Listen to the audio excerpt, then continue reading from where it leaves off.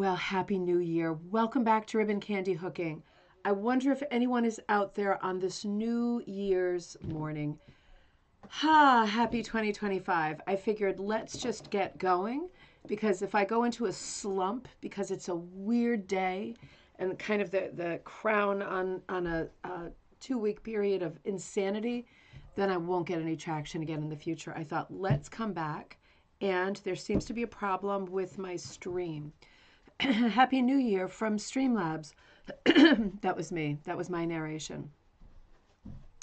I might keep going or I might give up. Let's see how it goes. In the meantime, I will participate in life.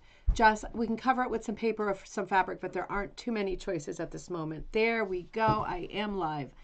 Thank you. It's just I think I'm having a terrible delay in so many ways. Catherine, it's great to see you. Happy New Year's. Good morning. I had mixed feelings about doing a show this morning because I think everybody's either a fireball and shot out of bed to get going with 100 projects and resolutions, or like me in slow motion, and that makes life really slow. But I got up, forced myself to take a walk with the dog, have this lingering ailment, which is apparently going to be one of these that just goes on indefinitely. Positive thinking. I thought, let's get going. Let's talk about, let's conclude our conversation that we started the other day about, Judy, good to see you, good morning, about the rugs that have popped up on eBay over, the hooked rugs that have popped up over the Christmas holiday. Mom, good morning, you're there. Happy New Year from Granby. Loud. Oh my God, wasn't it here in Connecticut? And I saw on, I was watching live Anderson and Andy last night, and it was like terrible rain in Times Square. And I thought, that's so weird. They're getting such awful weather in Times Square.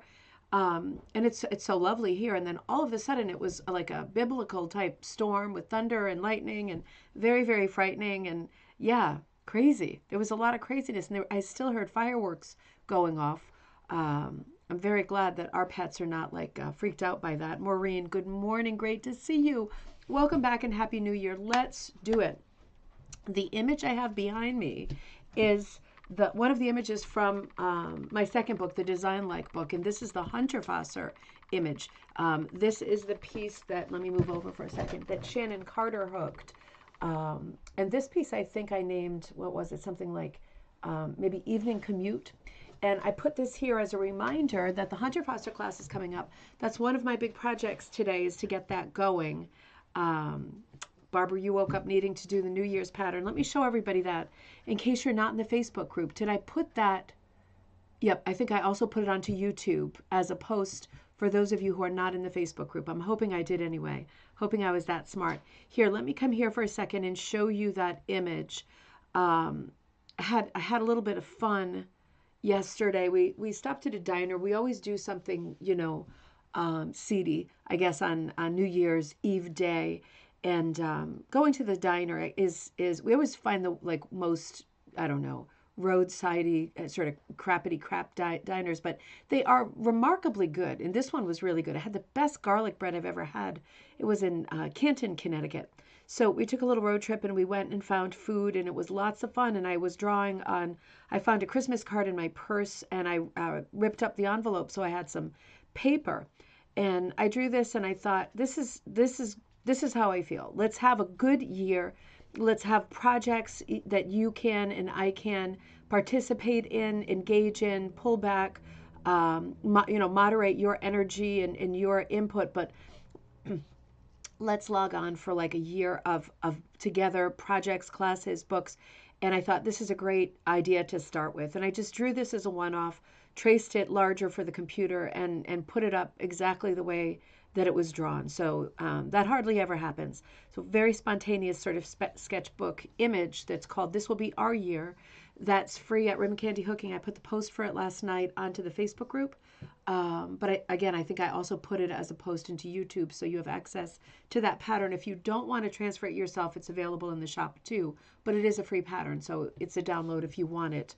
And I do have videos on how to transfer it onto your backing. So that could work. I'm excited for that too. I don't think I'm going to have time for that one right now because I am working on a project for my good friend Colleen Tiefenthal, her Maryland State project. I have my county to hook. And I have not finished my dumpster fire for Shannon. So I've got to get going on that. And the rose book is coming up quickly. I've started, I think, 4 pieces for the rose book. Haven't finished any of them. Constantly distracted because this year I will be, as I've mentioned before, let's do business first. Business first. Catherine, great to see you. Happy New Year to you too. I love the design too. It is a lot of fun. I love it when things are that easy. You know what I mean? Let me show you some other stuff that I have here for you before we get into content. So reminder, the Hunterwasser class independently runs on Sunday and again on Wednesday. So I will be working on this in the next few days. I already have quite a few ideas and exercises set. But this is going to be a very fun, very lyrical and poetic class based on the work of Friedensreich Hunterwasser, the Austrian painter and architect. And we're going to be looking at his wonderful, whimsical work and doing some designs like the one that Shannon did that is behind me, that's based on his work and the typical sort of imagery, characters, building shapes that he used. And during these classes, we talk about why. We talk about why, when you look at something like this, you think of Hunterwasser, if you know his work already.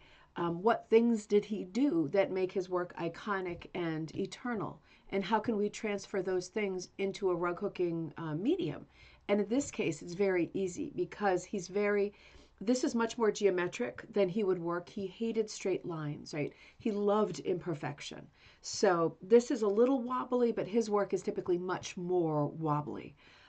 This is kind of a happy medium for me because it was going into a rug hooking book, so I didn't want to make it an impossible piece to hook, thinking about beginners and people approaching for the first time.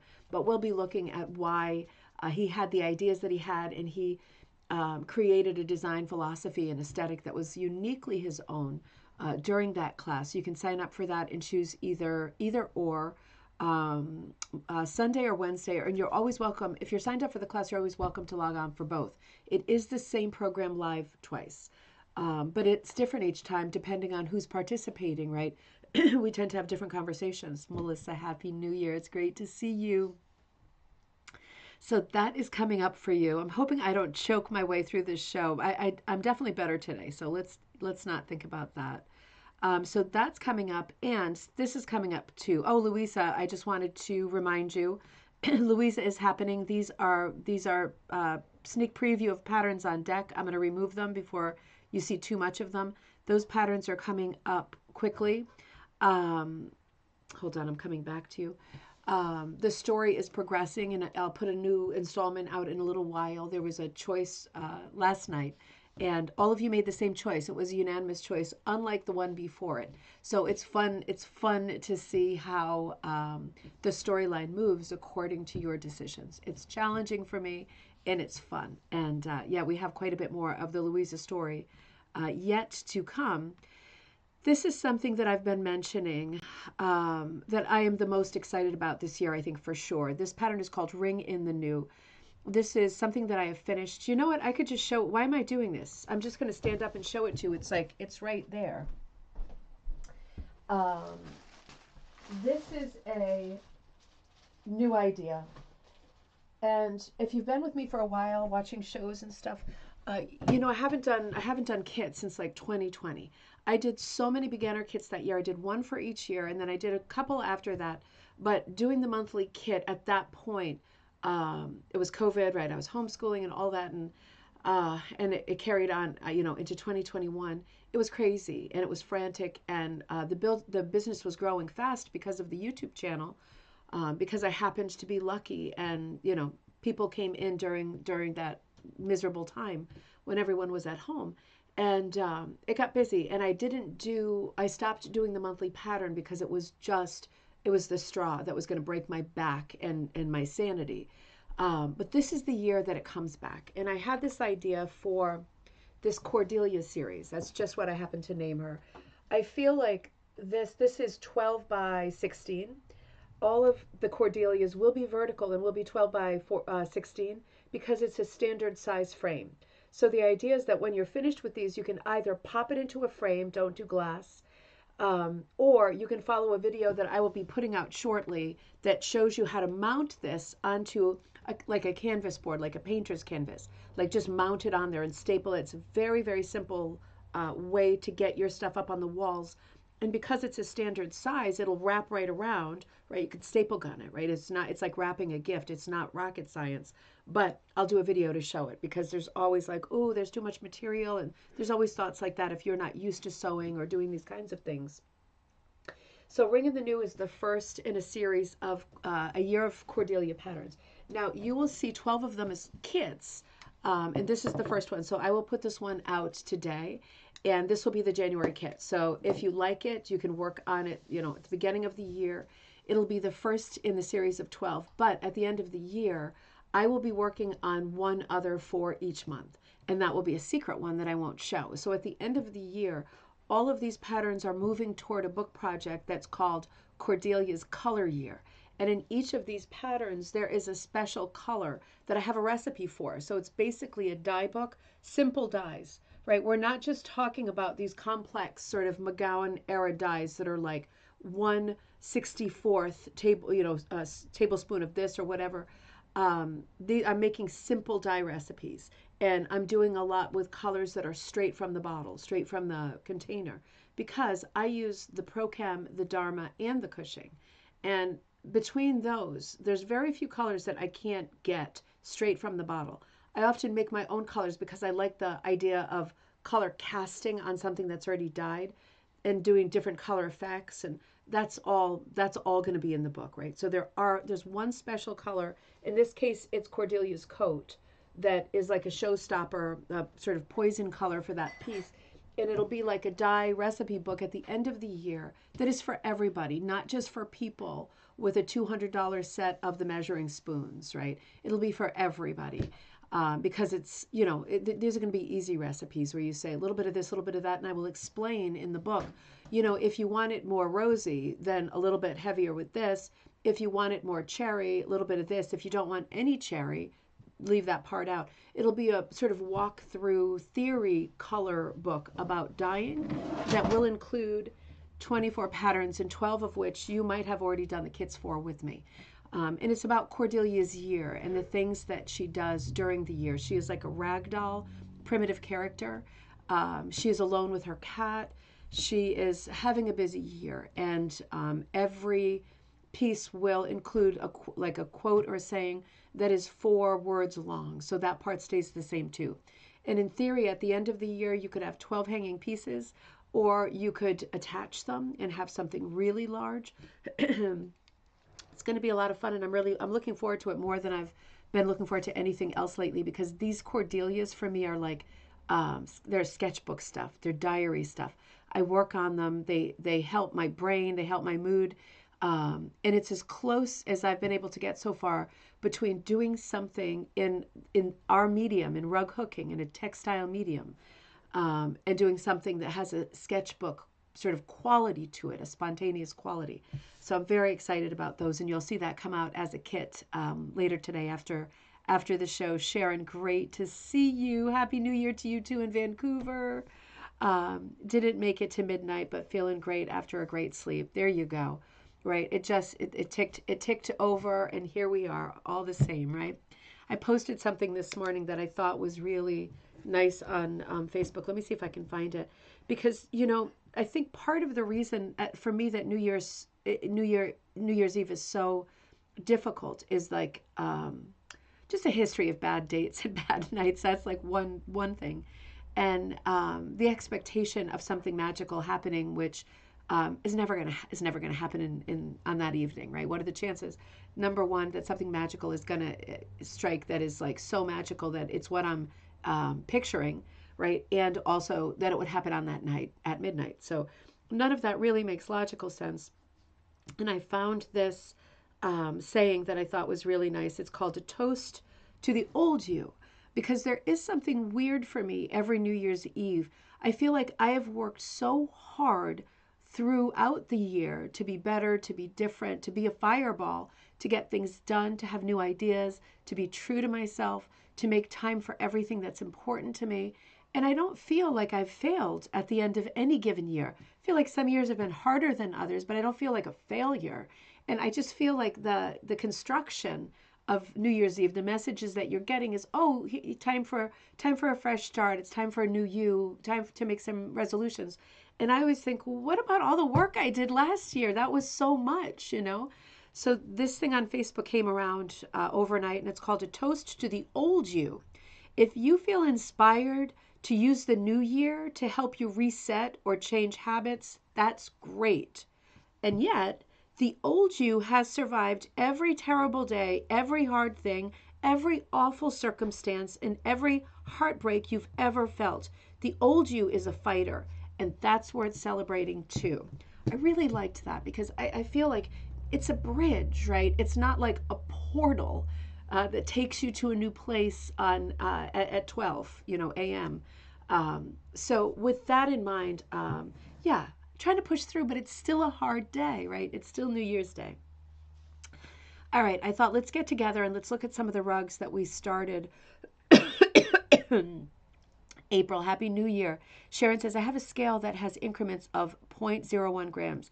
It has helped my dyeing immensely. I also take notes. That's a great idea too. The spoons are great. I think the scale is probably even more precise. It depends on how precise you mean to be.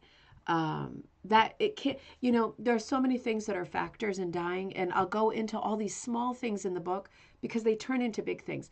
And I'm going to try to write the book right in the middle, because there are a lot of people who are very precise dyers, and 1 grain of dye is going to make the difference to the tint, and it does. But I'm going to write the book right in the middle for people who are like, listen, I just want to run with DLDB, dark, light, dull, bright. Help me understand color theory, why these colors work in this composition. Show me an example. I like that color. Show me how to make it. Show me an example of what I can do with my color palettes too. Because you don't necessarily have to do everything, my way. And even with my kits, you can always pull some colors out and substitute if you prefer something different. Color is so personal, right? It's like a secret language that we all have embedded in us, and it's not universal. So it'll be fun. It'll be fun and challenging to write this book, and it's just something nice again to look forward to the end of, oh my God, the end of 2025. I'm trying to get a nice copper if anyone has a recipe. Sharon, that's such a tough one, a nice copper, because let's talk about that for a second. Mom, I want to say I shared a quote on my daily email. I shared that quote. We all need to feel our value has a recipe. Absolutely. Great tie-in right there, Mom. It's true. We can't. It's not like we're snakes and we molt, right? It's like we are a product of everything that's happened before, and you want to take the best of that and be mentally and physically as healthy as you can in the next year, so we have as much time together as possible, right? All of us. But yeah, you don't want to shed everything, right? There's got to be some good parts in there somewhere. Happy New Year, Sharon Kipp. I'm going to have to retire now. Need time for getting these all done. Exactly, right?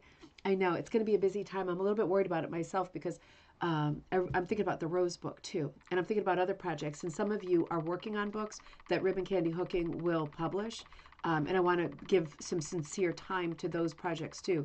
But again, I do believe there is enough time in the day, in the week, in your life for things that are important. So it's just a question of identifying them and not feeling guilty about the ones that don't fit in day to day, right? Some things maybe are every other day, once a week, once a month, once a year, and you can't feel guilty about it. You have to be true to yourself without being ridiculously selfish, right? Balance. Sharon says, what about a copper? Now, copper is such a hard one because already just the word copper has nuances, right? I'm thinking about patina. I'm thinking about copper going to green. And I'm thinking how much of that sort of backbone of green would one want in a copper? Because a copper, when it's nice and fresh, is like a red gold, isn't it? And, I've done some stuff with rust, not the Cushing rust, the Dharma rust, that sometimes it comes out very coppery. Weirdly, Dharma's dye colors, bronze, there's a straight bronze, not the bronze green, right? Bronze, that doesn't come, obviously they don't come out metallic. But it doesn't come out bronze. It does come out the most nuanced brown I have ever seen, with hints, whispers of green. And in that way, it's mysterious. You put too much in and it straight up is brown. Copper is a tough one because with copper, I would assume you want like a golden sort of underbelly. And then you might want to layer like a warm russety red, but then you might want to instead layer a green. You can't layer both, right? It's gonna be a mess. Copper is a tough one. I'd be really curious to know if anybody's gotten a good copper. I feel like with colors that are metallic in nature, since you're not going to get the metallic for a fiber, I feel the only way that one might achieve the exact look in wool is going to be easier in silk, right? If you're like dyeing silk or sari ribbon or something like that.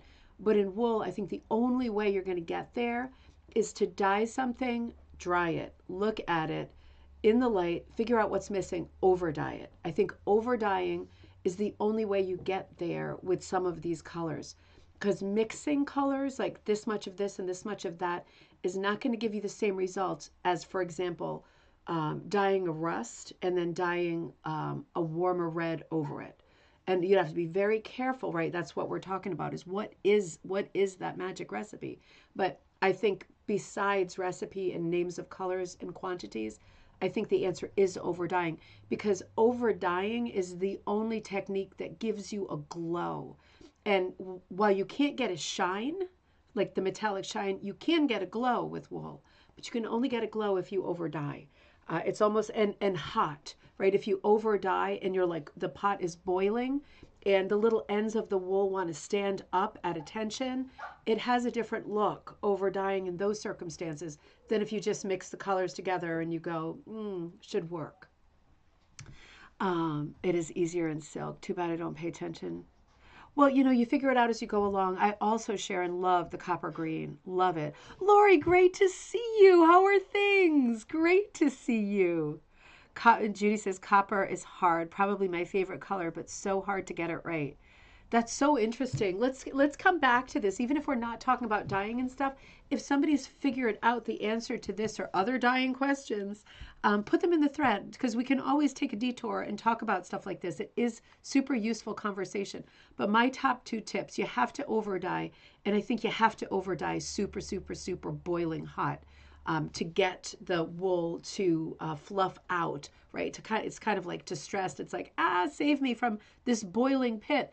And then when it dries, you see the ends of the wool standing up a bit more, and they've caught different colors. See how it goes. Let's work on that together. I've got some dyeing to do too, because I'm going to be working on the second Cordelia. That's another thing I want to do today. All right, to be continued on all that stuff. Let's look at some of the rugs we were talking about. We talked a lot. We looked at some rugs that were on eBay that are for sale. Pin my hair back a little bit. It's a little bit crazy. That are for sale. And, when we look at rugs on eBay, we often talk about like value. Is this a good price for this? Is this a stupid price? Will I be getting ripped off if I buy this? We're not talking about buying rugs for profit. That's number one. But number two, you don't want to get ripped off, right? If some whimsical seller is putting something way above like the average price, it's their prerogative, but it's not fair. It's not exactly fair. So if there's any wiggle room for you in terms of like, I'm torn between these few rugs, you want the rug that has some value. It doesn't have to have the best value, but some value, so you don't feel like all sticker shocky and then you feel like you walk away and you got burned, right? So let's talk about those kinds of things as we look at a few more rugs. We did talk about Grenfell rugs in the last episode quite a bit, and that's a rare exception of a, sorry, wait a minute. That's a rare exception of a hooked rug. Oh, wait a minute. We went through these two that will retain its value. So in some cases hold on this for 1 second. In some cases we are talking about rugs as people who love rug hooking and like, let's just eliminate collecting for resale value. Let's just eliminate that as a conversation because we can have that conversation. But today, let's just talk about, I have a little extra money. Santa brought me something. I'd like something nice, but I don't want to get ripped off. Let's say that we're in that kind of a mindset instead. There are rugs that will forever, I believe, retain their value. And certainly Grenfell rugs fall into that category. We talked about Grenfells on Monday. So if you haven't watched that episode yet, that conversation will be part of our lives. Kaz made me these earrings a while back, and I just love them. The ribbon candy made from beads. So pretty. They just caught my eye. So go backward for Grenfell. We'll have a little bit of Grenfell conversation later on in this slideshow. But in general, we're just talking about rugs that pop up. And in general, at the risk of sounding like, poopy, I feel like we collectively, you and I, and those of you watching this thread, know more about hooked rugs than most of the sellers who happen to find them in people's barns, attics, trunks, wherever, or at a flea market, and try to flip them for an exorbitant amount of money. So with it, we go into searching and hunting for your rugs online or in shops with a grain of salt philosophy, because we know a lot at this point. If you've been watching this show, we talk about rugs constantly. We talk about value often. This rug appears on eBay under Antique Vintage Rugs. This is 25 by 46. So it's a good size rug. It's not a room-sized rug. It's a goodly sized rug. The information that this seller had is that it had been in the same family for 40 years, right? So it was found, it had been in the same family for 40 years. They believed that this rug, I forget what the age was, but I think they believe it's older than it is. I think they believe it's a 19th century rug. It's definitely not. There's like no question about that. But let's talk about what age we think it is. We don't know. It is not dated. It doesn't have any sort of provenance. Let's talk about this. This rug costs $500. Now, first thing I would think is this a commercial pattern or not? It feels like it is, but I don't recognize it. There are thousands of commercial patterns.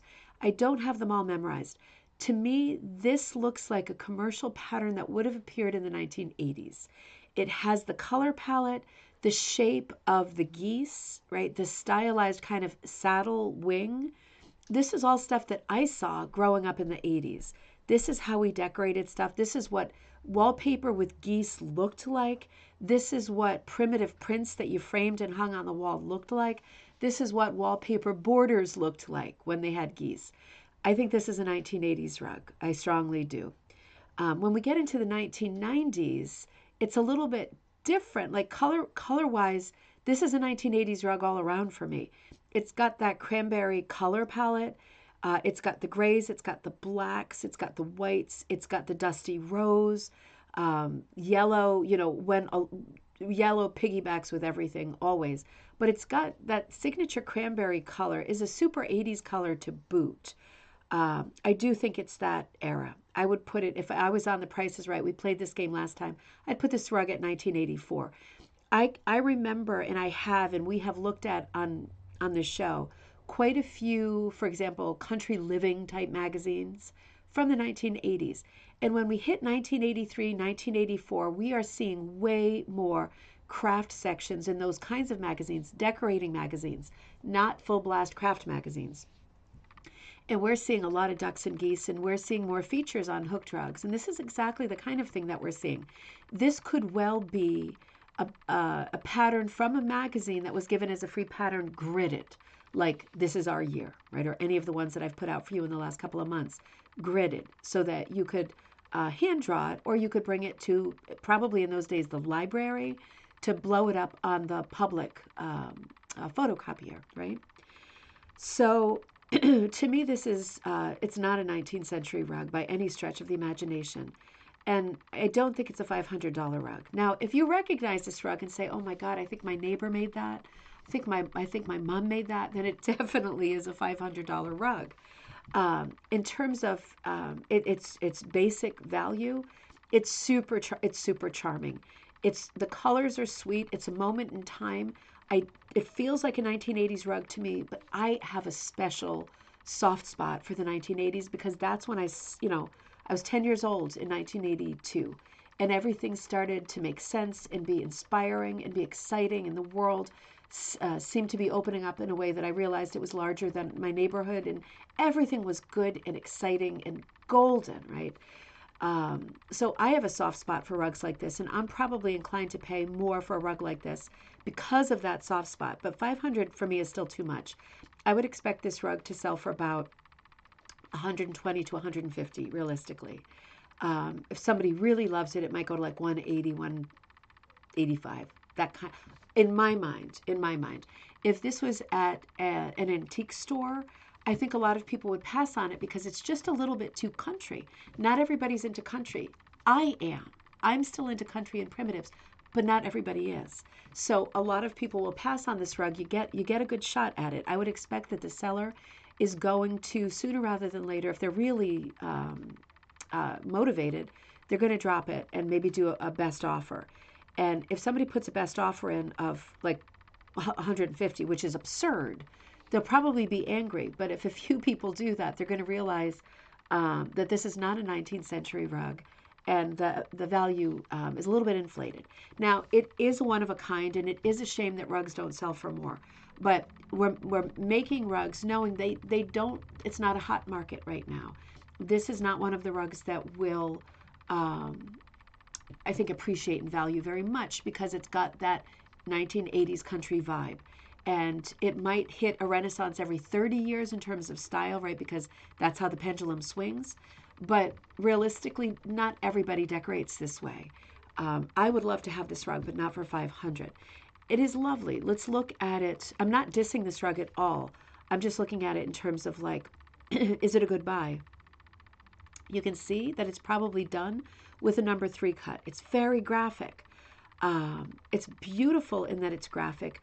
My guess looking at this rug is that somebody rug hooks, but the person who made this rug was not interested in learning shading and maybe was more interested in the whole swatch watch culture that was emerging, the Keith Harris culture, right? Really strong graphic pop art, 1980s pop art that was like a delayed answer to like the Warhol era of pop art. It's graphic, right? There's no desire to be very literal or very realistic.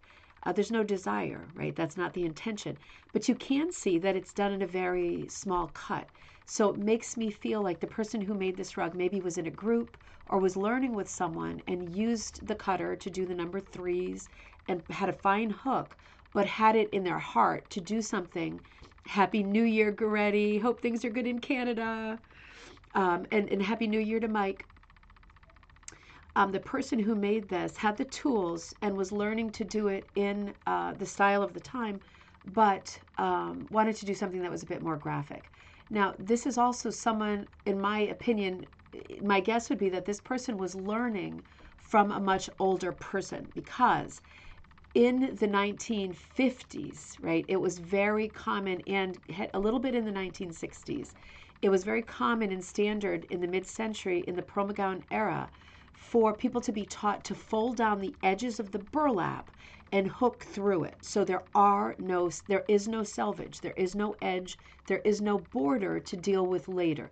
You fold it down and you hook through more than one layer and it disappears. That's the way that this rug has been finished. I still think it's a 1980s era rug, but I think the teacher was from a little bit of older. The teacher was older and from an earlier generation and inclined to teach this finish. That would be my best Sherlock Holmes guess. It's a great rug. It's a great rug. $500 is a lot for a rug. This is a very different rug. This is contemporary. This rug is 46 inches, so it's as wide as the other one, by 15 tall. So this is a long, skinny rug that might go great over a door, depending on your dimensions, on a wall, over the bed, right? This is $165.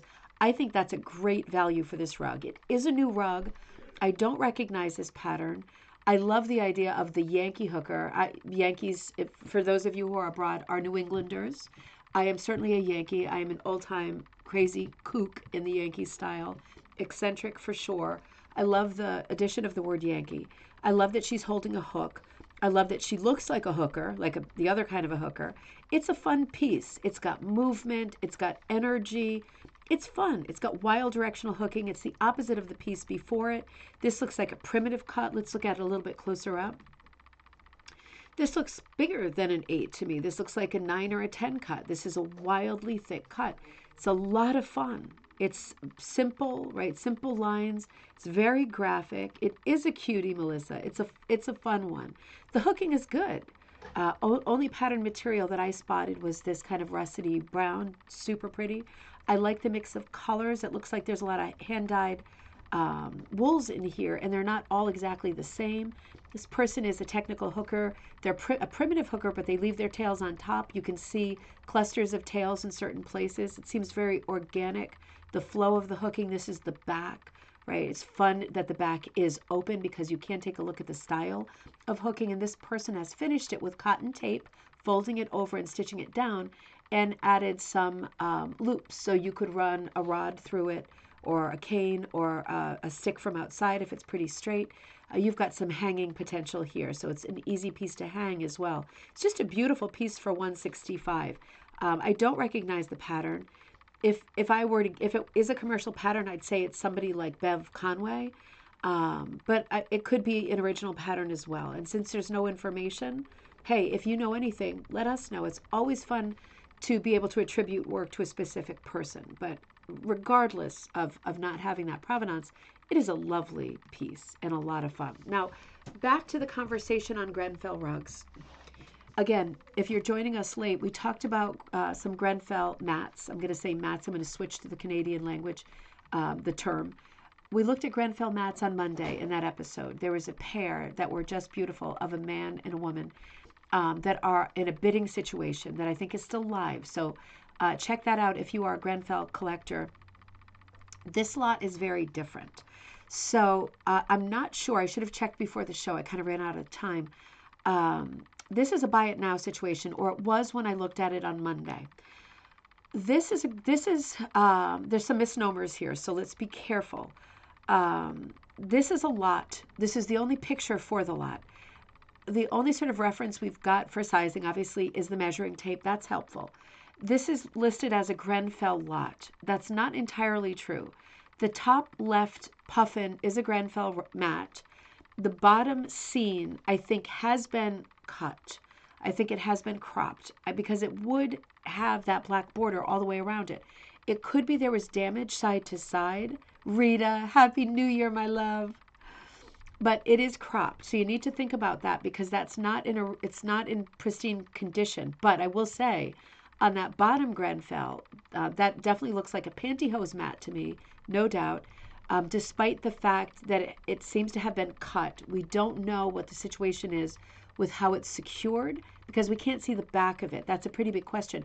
But in favor of the one on the bottom, despite the cropping, the colors are excellent. I mean, look at those colors. The vanilla snow goes into like a light blue, probably pond of some sort, maybe just coloration change. And the sky a little bit different, but with lots of sort of color striation, color differences. Little trees lined up right in the front, making a great soft diagonal that serves as a great composition device for the dogs to dance diagonally over. Look at how fine and filigree the reins are. Ryan, Happy New Year to you too. Peace and love. Great to see you in Texas. I hope it's a great morning there. Melissa says, I looked up a bit on Grenfell and there was a lovely museum of his house in Newfoundland. Oh, I didn't know that. It's actually his house where he lived. Oh, interesting, Melissa. That sounds amazing. Definitely headed back to Canada this year, without a doubt. So this is something to think about, right? Because this lot, the bidding starts at $250. I'm not sure if there are any bids on it. Buy it now situation is $450. Even though this is a Grenfell lot, let's hold on that thought. The bottom one is damaged. The top left one is a small size, but it looks great. The top middle one is not a Grenfell rug. That is a Shedicomp rug. That is not a Grenfell rug. So while it's still a Canadian rug and it still is one of these sort of great schools or traditions of rug hooking, it is not a Grenfell rug. So in this lot, you get 2 Grenfells and you get a Cheticamp rug. And then you get this great brochure. I have this one, Grenfell Mats. Very pretty, very informative, highly illustrated. So it is a great lot. I think if you're okay with the bottom one being cropped, it could be that this lot has a hard time getting past 250 because the large one has damage. We're basically looking at one undamaged Grenfell rug and the exhibit catalog. The Cheticamp is exciting, but it is a coaster, so that's another small rug. This is a great Canadian history lot. If you have a vision for what you could do with that bottom one, that could be exciting. I mean, you could, have it put up on a board, or you could put it up on your own, stretchers, right? Like a stretcher frame with just a black cotton background, just stapled black flat cotton material to it. Put this on in the front of it, and it will look like the black border goes all the way around. You will be salvaging a piece of history. I think that's worth $250. But for me, it's right on the edge value-wise. The puffin is great, right? The puffin's probably worth, I would say $150, $180, that kind of size, because it's very small. So it just becomes a question of, do you have a vision? Do you already have the catalog? Do you have a vision for the bottom one that has damage? And can you use a pretty Cheticamp coaster? I mean, who can't, right? Anybody can use a pretty Cheticamp coaster. So that's an interesting lot. Now, this is the one I used for the thumbnail yesterday. This is an interesting lot as well. Let's talk about this. What the seller knew about this, the seller wrote that this is circa 1930 and that this was found in a trunk on Cape Cod, my favorite place. And that's what they know about it. So how they arrived at 1930, I'm not sure. I'm not sure that this is a 1930 rug. If you're thinking, God, that looks like an Edward Sands Frost, I think it's much earlier. I don't think it's much earlier. I think it's probably a 1950s rug. But let's look at it together and see what we think. This is $995. If this could be an Edward Sands Frost pattern, and honestly, I believe that it is. It has the sort of proportions, the subject, and the border of an early Edward Sands Frost pattern. But let's look at the way that it's hooked, because when I looked at it close up, I thought, no, I don't think it's an early rug. I don't think it's a 19th century rug. The seller's saying it's a 1930s rug. Let's look together. I felt like, yeah, I'm just not sure.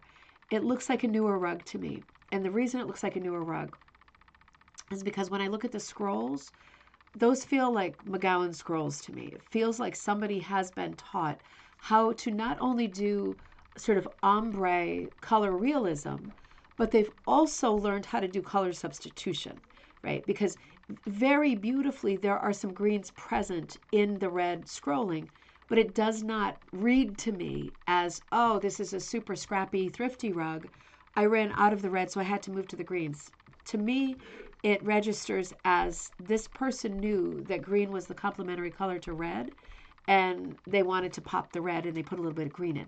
That says to me, been talking to a teacher, maybe a teacher themselves, picked or had or found a much older pattern and wanted to make it, right, in that tradition, in our great rug hooking tradition. But I think this is a newer rug. And, hey, I can be wrong. I'm looking at photos of this rug. Your opinion counts a ton as well. But it seems to be of the school of sort of faux hit or miss, because the cranberry background, right, is perfect. There is no color variation. There's no color loss. Somebody had a lot of cranberry that they cut into a size 3. The checkerboard floor, which is super Edward Sands Frost, is done. A few of the pieces are done in a hit or miss style, but in general, it's pretty solid color-wise. It looks like the person is trying to work in a way that the rug looks older than it is, giving it kind of a trompe-l'oeil faux look. That background of green is absolutely out of the park, but same thing. I'm still getting that feeling that it is a new attempt to make an older background with lots of color variation. It feels like this is somebody, I would say, contemporary. I would say this is a contemporary rug. that somebody made probably, I would say, again, 1980s, 1990s, and fell out of love with it, or things changed and it got put into a trunk. But I don't think it's a 1930s rug. I don't see enough of the hit or miss thrifting sort of spirit of the 1930s in this rug. I see the materials and the work of a person who had plenty of colors and was making really strategic decisions about where to put them based on a lot of knowledge, right? A lot of knowledge about color and working hooked rugs. Now, in the 1950s, a lot of books came out, not just Pearl McGowan's, about color placement in rugs. So, it could be slightly earlier, but I don't think so. I think this is an 80s, 90s rug. I'm just looking at how much of each color there is. I'm looking at the technical prowess of this rug. It's through the roof. Having said that, it is odd that this person left all of their tails in the back of the rug. I can't reconcile that with everything that I just said on this rug, because if this is a very technical person, they missed the part about you're supposed to leave your tails on the front. I mean, hey, I don't always leave my tails on the front. I don't, because sometimes it looks ratty to me when there's too many tails showing.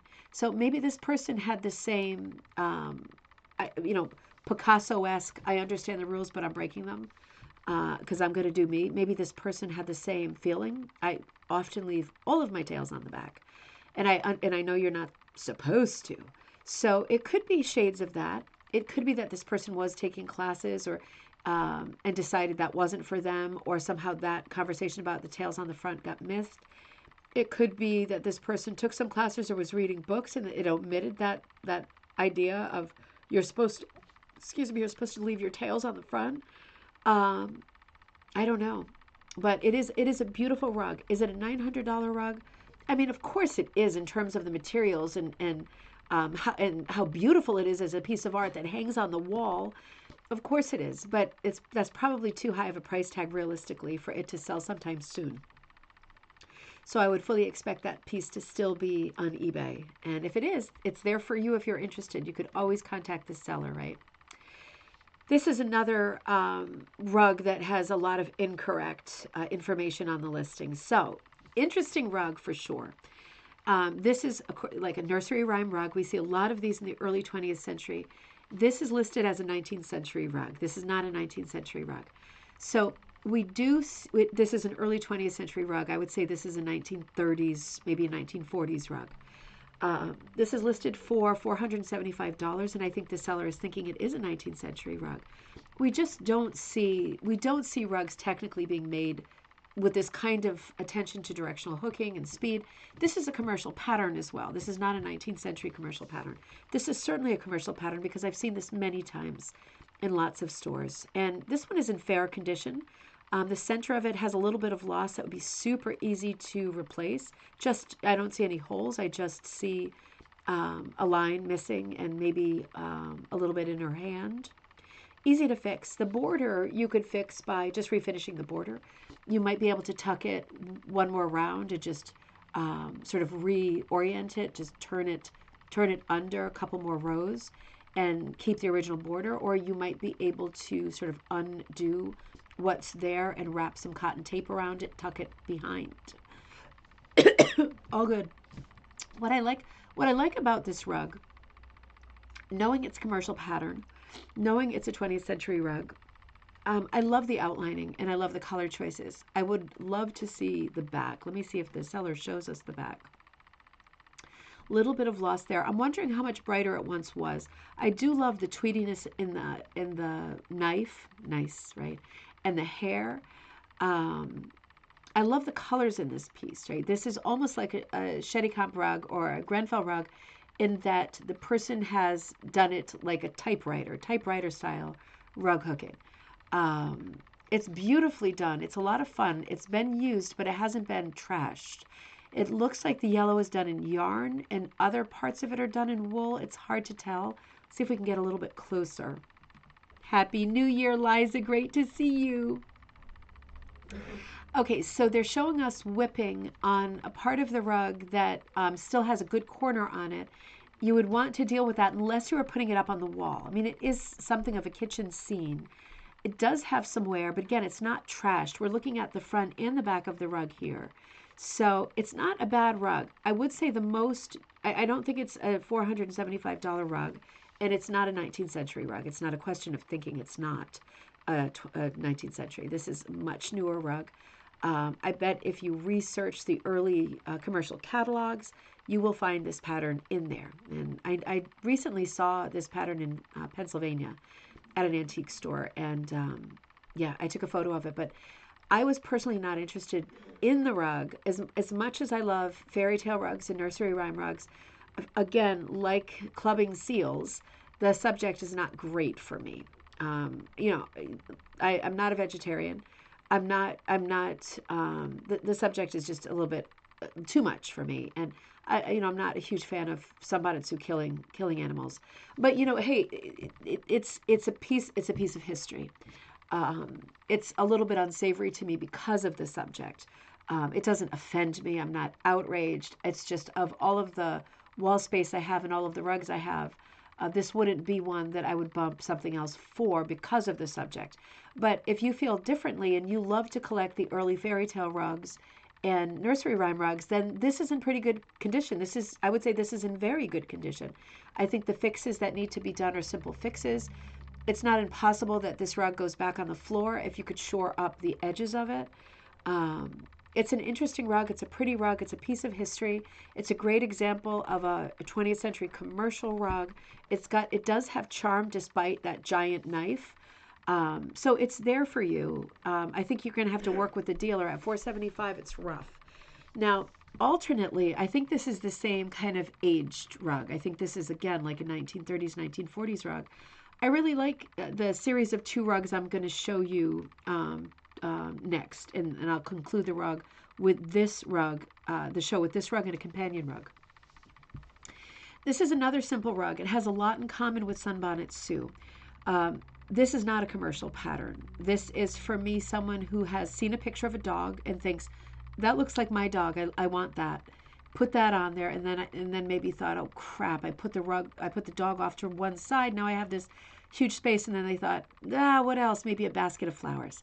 That's how it feels to me. I love it. I love that kind of decision making. I love the cobbling of motifs that make up these early non-commercial rug patterns. I think it's smart. I think it's fun. I do see some tails on top. I love to see the tails sticking out because you have an extra sort of heightened chance of seeing what the actual material is. I think the dog is wool. I think some of this is wool, but I think a lot of this is also going to be cotton, maybe silk. This is an earlier rug. It has been down on the floor.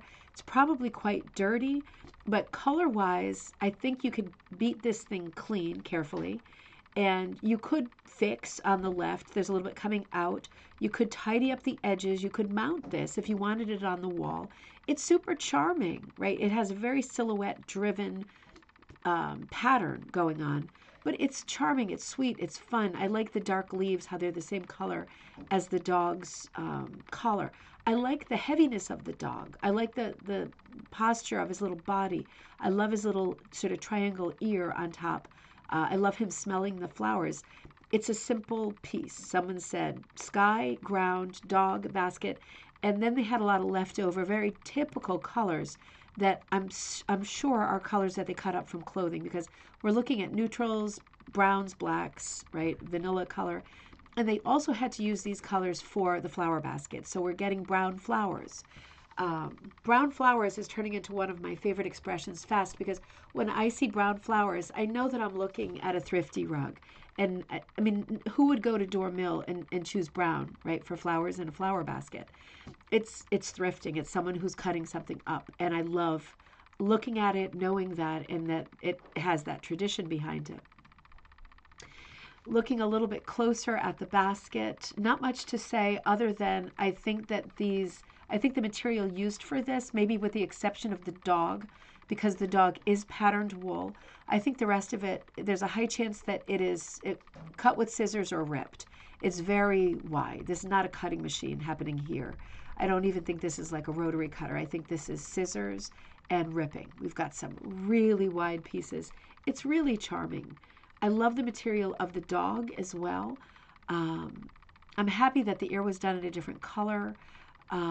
It's a cool pattern. It's a very small kind of check pattern, isn't it? I imagine this was a blazer or a pair of pants.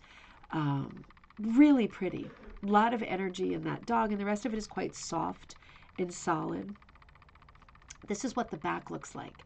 So you can see somebody was worried at one point about the edges or about finishing it. And they finished parts of it without looking under it. I don't know. Maybe there was already damage on the parts that are covered. This looks like lining from clothing, right? This looks like garment, some kind of garment lining. But they did a very good job sewing the corners, right, so that it would lie flat.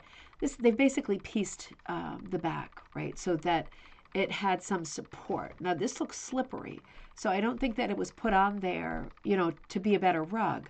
I think it's like this is like a murder mysteries Jack Tripper solution. Someone's going to slip on this rug if it's on a wooden floor because that material looks really slippery. But for whatever reason they put it on, I'm thinking caution.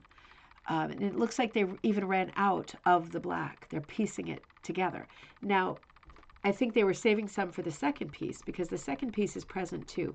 Now, this piece again cost, I don't think I said what it cost. I think this piece was $175. No, I'm sorry, it was $195. So put that piece on hold because here's a second piece that's certainly done by the same person. This seller is out of Pennsylvania, just so you know. Same thing here. I think this seller did a pair, and maybe they did more yet. Same border, right? Different colors, a little bit more squared in this case, a little bit more like of a tray, like a tall tray shape for the border. But same thing, two motifs side by side, boom. And here we go. It is a 1940s rug. I swear, I didn't know that when I was shooting my mouth off earlier. Completely forgot that this one was dated. It just looks like a 1940s rug. Why? Because of the forced cheerfulness and because it's not a commercial pattern. It's a homemade rug. Just that sort of country feel in 1944. Country was still at war. It's not till 1945 that things cool off. Boys come home. Life slowly and weirdly returns to something that I think people will call normal. Whether it is or not is a different question. But, during this period, people are trying to make things that are cheerful to have around them.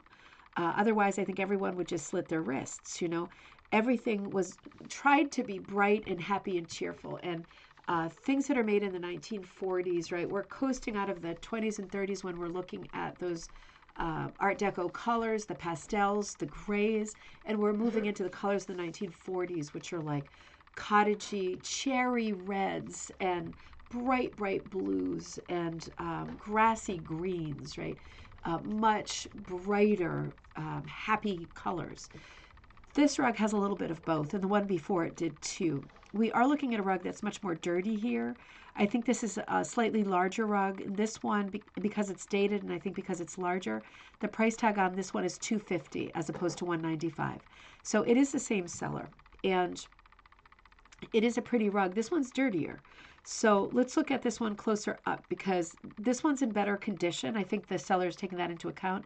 There's not so much loss around the edges, but the cat has really faded into the background. And it might be that the colors were never really crisp. I think it has faded only because it seems to me like under the cat in the grass, the person has taken the time to outline in a better contrasting pistachio color, right? They've been careful to make sure that that gets under the cat, which makes me think they were a little bit worried about the definition of the cat, but they didn't seem to be worried in the sky, and they did have darker blues because you're looking at them. So it seems to me like the gray has faded over the years, maybe not, but I can't imagine that this person made this rug with the thought that the cat was already almost invisible, right? Because look at the great contrast we have with the rooster. I mean, this is a beautiful shape. It's a beautiful rug. The question becomes, what can I do with the cat? And you can see they have finished this rug in a similar way. So that's what makes me think / know that this is the same maker. They want to do this to the edges of the rug. They are trying. This could have been done later. Who knows?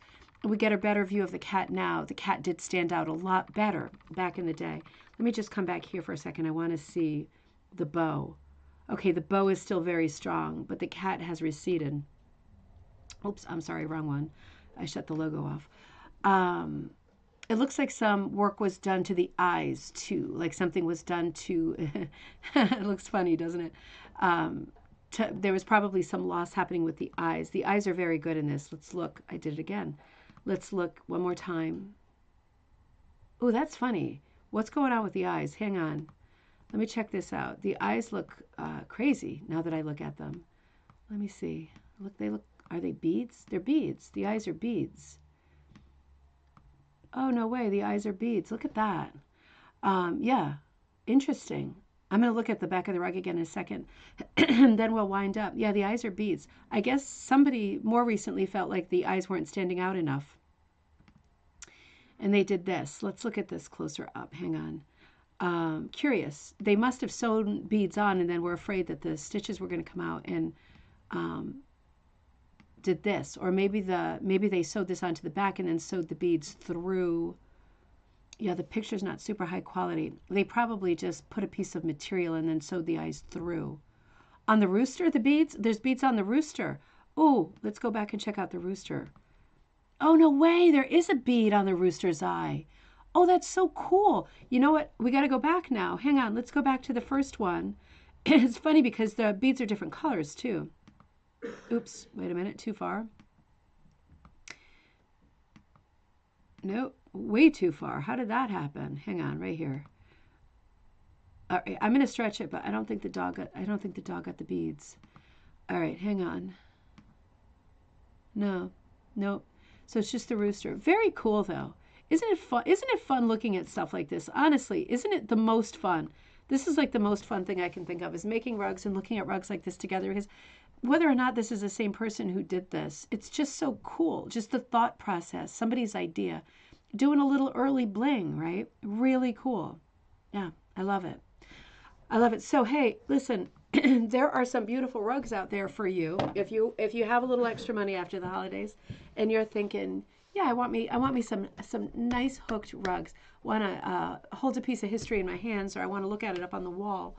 You should, right? They're out there. There's some pretty ones.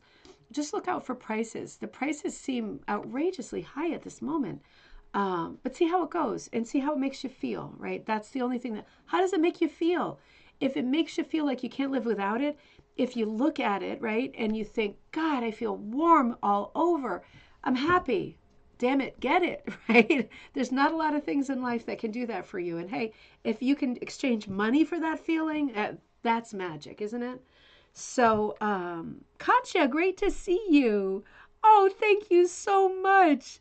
Well, same to you. Happy New Year. You know, we have every chance of making this year great. Nothing has gone wrong yet. I hope for you nothing has gone wrong yet. I'm just a little bit sick. We've been vacuuming all morning, and confetti is all over the floor from the confetti cannons that we detonated last night. It's absolutely everywhere. It was in my bra. Even after I showered, I was drying off, and it was still on me. So that's the biggest problem I've got right now that I know of. That is good, isn't it? Thank you so much. Same to you. Just stay tight, stay together. Come back, right? Come back and work on your hobby. Jessica, Happy New Year's. Great to see you. You're on your way to Florida. Great to see you. I can't wait to touch base and talk about your book some more. You're welcome, Rita. It's a fun pattern. It was a fun pattern. And I did it while I was having a jalapeno burger, right, with sweet potato fries. So nice. It's so easy when things come to you like this, right? That's golden. So let's stick together this year. Whether you're working on projects, whether you can keep up the momentum of all of the patterns and the books and the projects that I put out, it's not about that, right? It's about challenging yourself to the extent that you like and that is comfortable for you, not for me. You're never disappointing me, right? I put out lots of options. It's like I'm like casting a big net, because I hope that different things will speak to different people. Some people are total fireballs and will do some of everything. Barbara, Mandy, but you know, do what's comfortable for you. And even when you're not working on projects, come back, be together, talk about creative things, talk about art and rugs and color and designs, right? Just spend time together and touch base, particularly during this miserable, bleak part of the winter. We have lots of projects at hand, lots of things on the horizon. Katya says, I haven't done a hooked rug yet, but I was a Tasmanian devil. I did for my oldest boy. You made a pillow, and I'd love to get back into the big hook of them all. What, Katya? Where are you from? I'm curious. Where are our own, we are our own worst criticism. Absolutely, we are our own worst enemies. We criticize ourselves more than other people. Other people, we give them the get out of jail free card left and right, but for ourselves, right? It doesn't work that way. That's absolutely true. I'm 64 years young. Why do I still do that at my age? Well, you know what? The thing is to know. When you know that you're doing it, you have a chance to stop. When you don't know you're doing it, you don't have a chance to stop. The thing is that in this craft, right? And you could make a pillow, Katya. You could do a nice small pillow. That'd be great, easy and fast project. You're already good at making pillows, so that's a great start. The thing about this craft, right, and looking at the rugs on the show maybe emphasizes this, is that it's not about perfection. For me, it's not about perfection.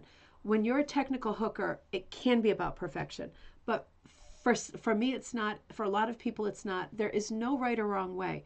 For me, I love this craft because while I'm doing it, I feel the history running through my body, down my arms, into my fingers, into the piece that I'm working on. I feel like I'm doing something creative that expresses how I feel in that moment.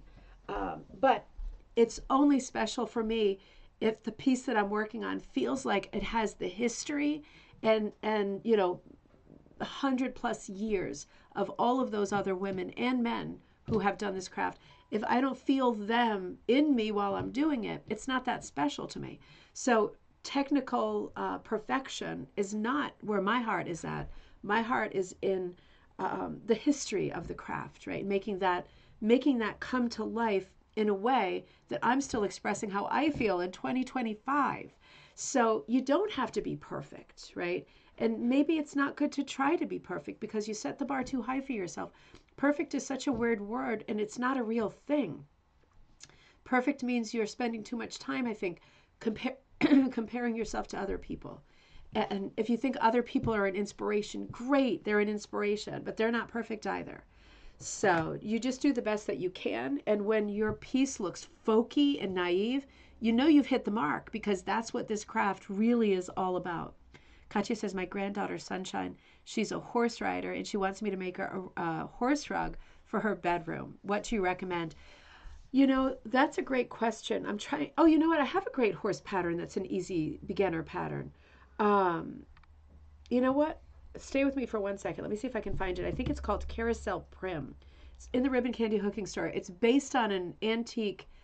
It's based on an antique rug, but I've modified it to be very easy with lots of color opportunities. Here, I'll show it to you on camera. It's a great rug to start with. Let me see what kind of size I put it at. Let's see. And I just want to say to you, I will be with you on Friday night when we will look at the new Rug Cooking magazine. It came in the mail yesterday. So we'll look at that together on Friday. Mom, I'll be with you Friday during the day. But by 7 o'clock, I should be back and I will be with you. Let me look up Carousel Prim. I'll be with you to look at the new Rug Cooking magazine together. Oops, there it is. I mistyped it and it came up anyway. This is what the pattern looks like. Is it going to come through to you? There we go. So it's like a simple horse. And the top and bottom are stylized because it was an early pattern that had almost like a Navajo effect happening. You could actually remove the top and bottom if those are too fussy and just do the center or expand the center and do like a solid border or color variegated border. But it's a very simple horse to do to get started with. And Katya says, every time I pick up a needle, what I what is crochet, sewing, whatever I can feel I can feel the women before me, my blood running through my veins. It is that great shared history of crafting together. And there's a lot of men hooking now, but historically there have not been. So it's great to see that change happening and see it be a more universal kind of a craft. My heart is always in TLC, whatever I do, and my family loves it. And I guess that's what matters, because the family loves it and the friends. Of course, that's what matters. That's why I came back to you. You're such an inspiration. Oh, thank you so much. So much. Well, the videos are always there, whether or not there's time for them at the moment, whether or not you're hooking, they're always here, and they're meant to be inspiring. Yep, I'll send you the link on the email address. Thank you, Mom. Woohoo! Yep, I'm going to be with my mom tomorrow. We are hanging an art show at the Unitarian Universalist Church in Hartford. The circus tent, if you're local, it's the one that has that crazy architecture. So, Mom, I'll be there with you at 10, and we will work on that together. I can't wait. My mom says one piece in it is called fireball, a word you've used today. Yeah, it's a word you have to use on January 1st, I think. It's the best time to use it. Oh, good, good, good. I'll send you that link. Hey, I'm going to put that just reminded me, I got to work on Hunterwasser, but I've also got to put the show together for Friday, so I'm all set, and I'm free as a bird tomorrow, Mom. Hopefully we can grab some lunch too. Everybody, have a great January 1st. Keep yourself steady. Oh, tomorrow's Thursday. Is tomorrow Thursday? Tomorrow's Thursday. Is tomorrow Thursday? I have an extra day. We're great. We're great. Katya, I'll send you the link. Everybody, I will see you on Friday when we look at the new Rug Hooking magazine. Have a great today. Have a great tomorrow. If you feel yourself dragging, going back to work, going back to school, whatever, just hang on. Just hang on. We are at the beginning of an amazing year, and we are going to support each other, and it is all going to be good. I will see you on Friday.